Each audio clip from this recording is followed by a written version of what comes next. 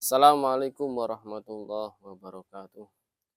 Bismillahirrahmanirrahim. Alhamdulillahirabbil alamin. Wassalatu wassalamu ala Rasulillah wa ala alihi wa sahbihi wa mawala. Allahumma rzuqnal ikhlasa fin niyyati wal qaul wal amal. Rabbi shrah li sadri wa yassir li amri wa hlul 'uqdatam min lisani yafqahu qawli. Amin ya rabbal alamin. Ahbaban al-kiram dimanapun Anda berada, pemirsa Kunci Lawang,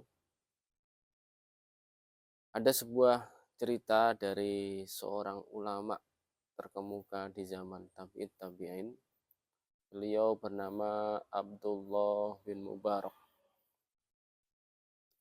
Abdullah bin Mubarak ini adalah seorang yang luar biasa, dikaruniai karomah dan banyak sekali ilmu-ilmu yang luar biasa yang menjadi rujukan para ulama di zamannya sampai hari ini. Beliau lahir tahun 118 Hijriah.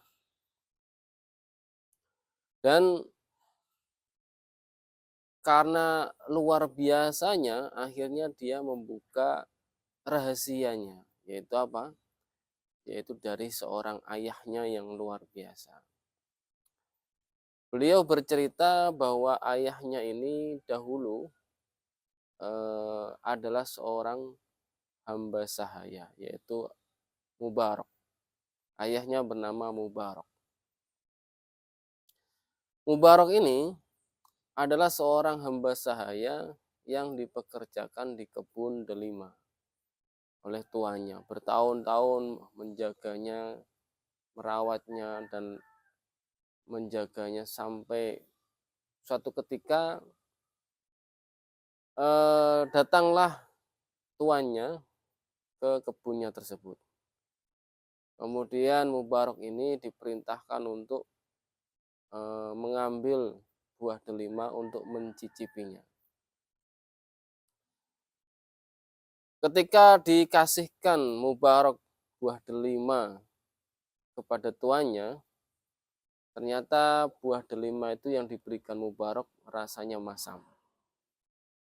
Kemudian tuannya ini meminta kembali untuk dipetikkan kembali agar dicicipi oleh tuannya. Namun lagi-lagi Mubarak ini mengambil buah delima yang rasanya masam oleh tuannya, sehingga tuannya ini agak kecewa. Kemudian diperintah lagi untuk mengambil buah delima tersebut dan kemudian dikasihkan kepada tuannya. Lagi-lagi rasanya masam. Akhirnya apa?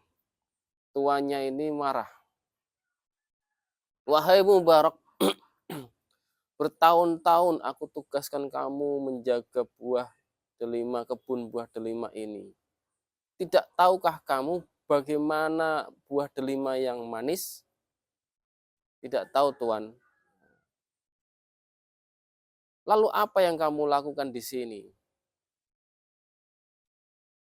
Mubarak menjawab, saya diperintah Tuan untuk menjaga kebun buah delima ini. Tidak lebih dari itu, apalagi mencicipinya, Tuan. Akhirnya mendengar jawaban Mubarak ini, tuannya tidak jadi marah.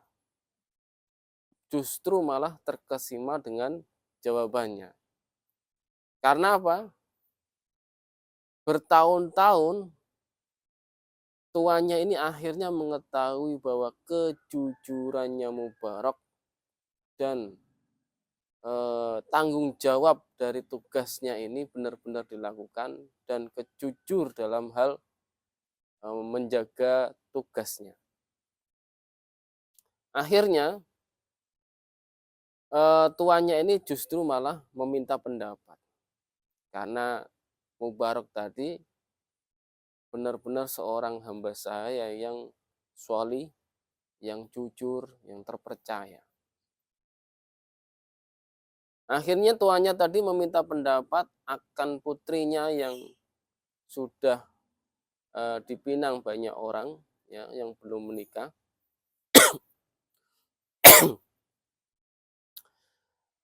Wahai Mubarak, saya mempunyai seorang putri yang sekarang ini banyak dipinang oleh banyak lelaki. Tahukah kamu siapa lelaki yang pantas untuk putriku ini? Akhirnya Mubarak menjawab, dahulu orang jahiliyah menikahkan putrinya itu berdasarkan nasabnya. Kemudian orang Yahudi menikahkan putrinya berdasarkan harta dan kekayaannya. Orang Nasrani menikahkan putrinya berdasarkan ketampanannya, paras rupawannya. Sedangkan kaum muslimin itu menikahkan putrinya berdasarkan agamanya. Mendengar pendapat dan jawaban dari Mubarak ini, akhirnya tuannya ini terkejut. Heran dan sangat kagum dengan apa jawabannya Mubarak ini. Akhirnya Tuan Mubarak ini kembali ke rumah dan kemudian menceritakan kepada istrinya perihal yang terjadi yang ada di kebun buah delima.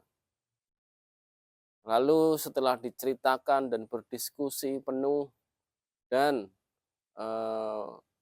bermusyawarah kepada putrinya tadi dan istrinya, akhirnya diputuskan bahwa Mubaraklah yang pantas menjadi suaminya. Akhirnya tuannya ini menikahkan putrinya dengan Mubarak.